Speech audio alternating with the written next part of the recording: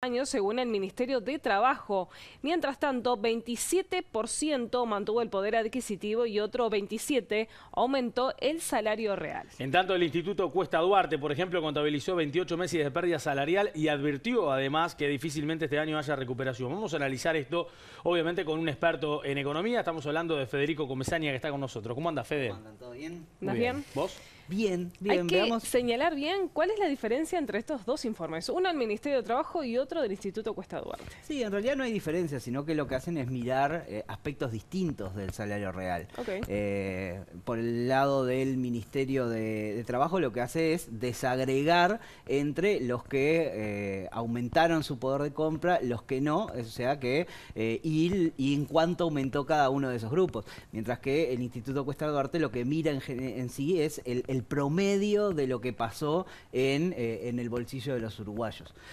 Lo que vamos a hacer es analizar un poco esta variable que está sobre la mesa, no solo porque hay una negociación colectiva en curso y el gobierno que pone el énfasis sobre todo en el sector que tiene una mayor caída del salario real y busca acelerar un poco la recuperación, sino que también es una variable que se ha convertido en un elemento de política a la hora de evaluar la gestión. Por el lado de la oposición, justamente criticando al gobierno por la caída generalizada del salario real en los últimos años y la dificultad que ha tenido para iniciar este proceso de recuperación. Veamos en la primera gráfica lo que ha sido la evolución del salario real año a año desde 2017 en adelante. 2017 es el año en el que se puede decir que fue el último aumento significativo del salario real. Después tenemos 2 años de prácticamente estancamiento del salario real. 2018 sube 0,2,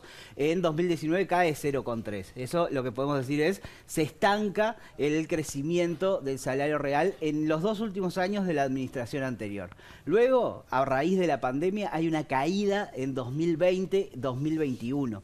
Esto tiene que ver con lo que fue el último acuerdo salarial. Iniciaba una nueva ronda bastante grande, digamos, que involucraba a una parte importante de los trabajadores y el gobierno negocia con trabajadores y empresarios para postergar los aumentos vinculados a ese periodo. Y ahí es que se produce una pérdida de poder de compra de 1,5% en 2020, 1,6% en 2021 en el promedio de los casos. ¿Qué pasa en 2022? Bueno, en 2022 se acumula en los primeros 6 meses del año una caída de 0,6%.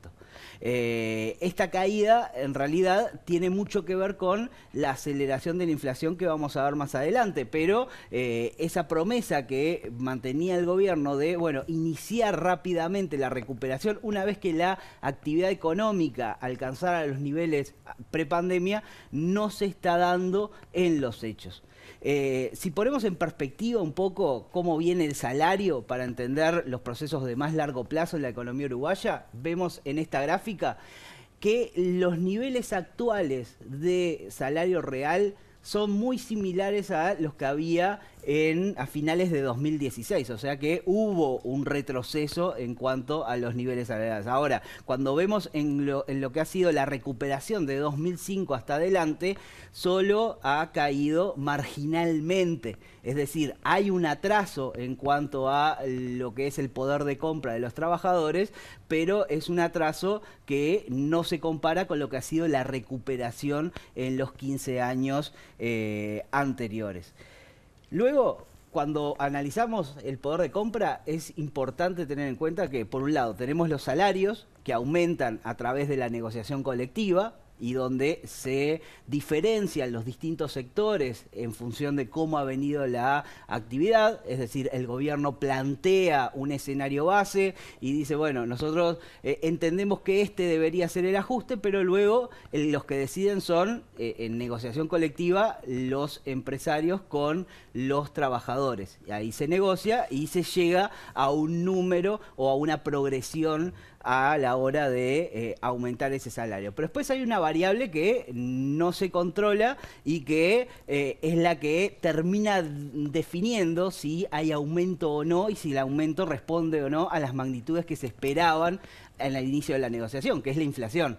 Y eso es la variable que está complicando hoy al salario real. Si vemos la evolución de la inflación, vemos que ha acelerado significativamente respecto a 2021. Tiene que ver con, sobre todo, el encarecimiento del transporte y el encarecimiento de los alimentos, que representan un dolor de cabeza a nivel internacional, pero que en definitiva van a marcar la pauta de qué va a pasar con el poder de compra en los últimos tiempos.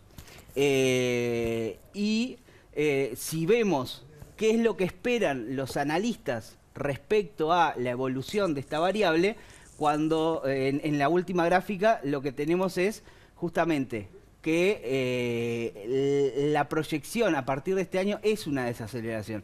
La inflación actual es de un 9,6%. Los analistas esperan, según la encuesta del Banco Central, que se modere a 8,6% para el final del año, lo que puede llegar a dar aire para cerrar este 2022 con una recuperación en promedio del poder de compra, quizás marginal o más bien empatando los salarios con los precios, y luego sí una desaceleración mayor de 7,2 en 2023, 6,6 en 2024, que esto va a estar reflejado sobre todo en las nuevas negociaciones colectivas, que ahora hay un grupo que empieza a negociar, como manifiesta el Ministerio de Trabajo, pero el malón va a venir recién el año que viene, con lo cual ahí va a tener el gobierno quizás la mayor posibilidad de influir en esta variable y van a empezar a pesar más que cuestiones macroeconómicas, que es un poco lo que pesaba con aquel acuerdo puente, de decir, bueno, vamos a intentar recuperar primero la actividad y el empleo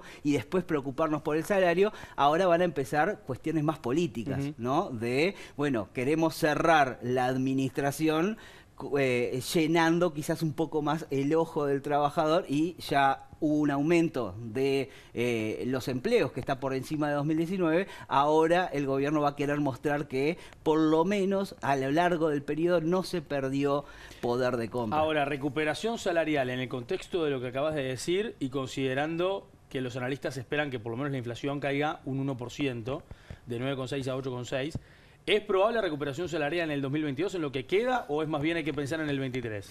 Es probable que este año se llegue empatando. Sí se tiene en cuenta además que estas proyecciones que hacen los expertos es el escenario más probable, pero está sujeto a una incertidumbre muy grande, sí, claro, vinculado a qué pasa con los precios internacionales del crudo, qué pasa con el precio internacional de los granos, y todo eso va a repercutir a nivel local y sobre todo en el poder de compra. Entonces, esa es la gran incertidumbre.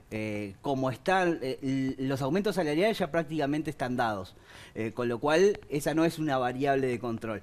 Y la inflación, bueno, va a ser el gran desafío para ver si efectivamente este año. Ahora, el que viene, ahí empieza a jugar también los salarios, y por ese lado se espera que el gobierno sea un poquito más laxo en los aumentos que esté dispuesto a marcar como línea de inicio, digamos, como línea de partida, para que después trabajadores y empresarios discutan en el ámbito tripartito. Federico, hacías referencia a la desaceleración de la economía también. ¿Esto es bueno o malo? Depende para quién, ¿no? Bueno, en realidad tiene que ver con la recuperación económica en general. La recuperación económica le da la posibilidad a Uruguay de pensar ya no solo en recuperación del empleo, sino también en recuperación de los salarios. Ahora, también hay que tener en cuenta el ritmo de esa recuperación y los sectores a los que estén asociados. Estamos en un escenario en el cual hay algunos sectores que empujan ese PBI y hay otros que todavía se encuentran bastante rezagados. Entonces hay que moderar el tema de la recuperación del empleo, y sobre todo los sectores que más empujan, que tienen que ver con el agro, hay que ver hasta dónde van a poder sostener los niveles actuales de actividad. ¿Por qué? Porque estamos en un escenario de precios excepcionales de los productos de naturaleza agrícola, y eso hace que, bueno, en el caso de una reversión de esa tendencia, luego es muy difícil revertir aumentos salariales, con lo cual lo que va a haber es una afectación muy grande del empleo. Eso es algo también a tener en cuenta, pensando en cómo se relaciona la evolución de la actividad con la evolución de los salarios. Muchísimas Muy bien, gracias. gracias Fede. Que pasen bien, hasta luego. Pausa, ya se viene Claudio Fantini desde Argentina.